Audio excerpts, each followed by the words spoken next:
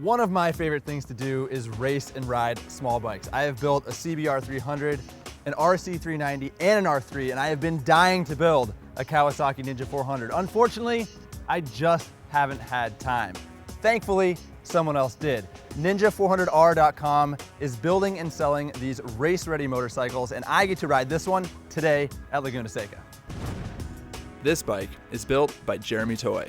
His resume includes numerous Superbike wins, the top spot at Pikes Peak, and even finishes at the Isle of Man TT. Toye builds and sells track-ready Ninjas in 3 versions, but this one here is really something special. Not only is it his top-tier MotoAmerica spec build, it's actually Ashton Yates' personal race bike, the very same machine Ashton used to set a track record here at Laguna. Helping Ashton haul ass are a number of key mods. First and foremost, the bike has been stripped of all its silly street stuff and wrapped in Hot Body's bodywork. It's got lower Vortex clip-ons and higher adjustable rear sets, but other than that, the ergonomics are pretty much stock. Ashton is about my height and weight, so the ergos really fit me perfectly, and honestly, one of the things I like about the Ninja is that it's compact, but not so small that it's uncomfortable or hard to move around on at speed.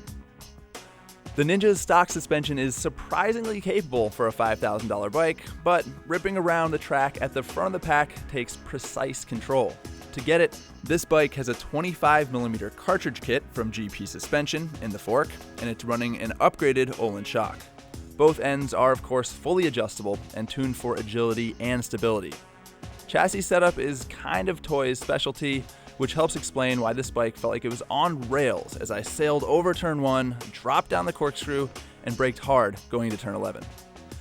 If Kawasaki's Ninja 400 has any weaknesses, it's the spongy, fade-prone brakes and vague clutch feel.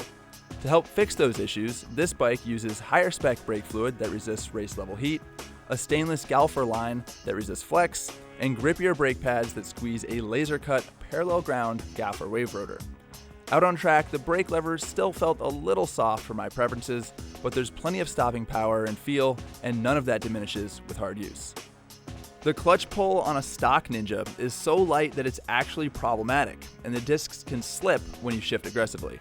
So this bike has stiffer clutch springs, plus a spring on the actuation arm to improve lever feel and clutch re-engagement. Speaking of shifting, you spend a lot of time moving through the ratios on a small bike. An HM quick shifter not only allows clutchless, full throttle upshifts, it's also what's used to regulate this bike's redline. If you follow the MotoAmerica Junior Cup, you know that there are restrictions on certain bikes to level the playing field. So, while a stock Ninja 400 revs to 12,000 RPM, this bike is limited to just 10,000 RPM and carries about 10 pounds of ballast, so it meets the 319-pound weight requirement. Obviously, that RPM limit is a big handicap, but this Ninja still hauls ass compared to a free-revving stock bike. That's thanks to a number of modifications, including one of the quietest race exhausts I've ever heard, a reflashed ECU with tuned fuel and ignition curves, and some internal engine work. Since this MotoAmerica racer can't rev all the way out, Toye has altered the Ninja's cam timing and increased the compression ratio with thinner gaskets to help shuffle power lower in the revs. It works, and this thing is making close to 51 horsepower, even with its lower RPM limit. The only struggle I faced was remembering to shift, even when the engine was still pulling hard and still several thousand RPM from redline on the dash. Other parts that come on this MotoAmerica spec bike include GB case covers to keep the engine intact in a tumble, a brake lever guard and quick turn throttle, and upgraded drivetrain parts including a lighter aluminum rear sprocket and a super thin 415 chain. It might not be great for durability, but that tiny chain is fantastic for saving rotating weight.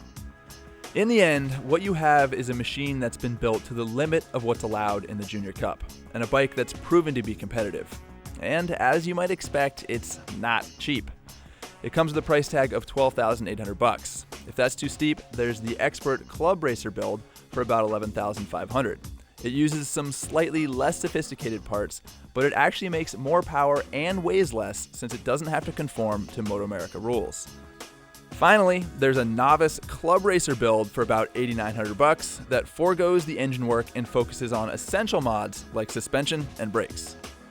Any way you slice it, you might be thinking that's a lot of money to spend on a 400cc race bike, especially when a Ninja is only $5,000 to begin with. But as anyone who has put a track bike together knows, there are a lot of challenges and snags in the build process, so there's a ton of value in having a professional like Jeremy Toye put it together for you. Well, we already knew the stock Ninja 400 was a great little street bike and a lot of fun on the track. And sure enough, this race prepped bike, which has proven itself here at Laguna Seca in the MotoAmerica paddock and with me riding, is just that much more enjoyable. So if you're interested in knowing more, if you want to get one for yourself, you can go to ninja400r.com and get all the information. I hope you enjoyed this video. It seems like guys are getting ready to go back out on the track, so I'm gonna zip up my leathers and get back to it. Thanks for watching. See you next time.